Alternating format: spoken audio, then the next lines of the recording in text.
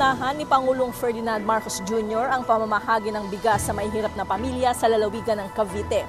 1,400 benepisyaryo ng Pantawid Pamilyang Pilipino Program of 4 Ps ang nakatanggap ng bigas.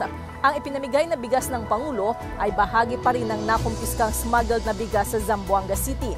Sa kanyang mensahe, muling binigyang diin ni Pangulong Marcos na ginagawa ng pamahalaan ang lahat ng paraan para gawing abot kaya ang presyo ng bigas.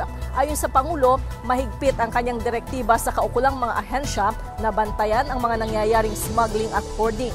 Binanggit nito na kung dati ay 15 araw, ngayon ay sinusubukan nilang 7 araw na lang ang ibigay sa mga may-ari ng bodega para magpakita ng pruweba na legal ang mga imbak nilang bigas.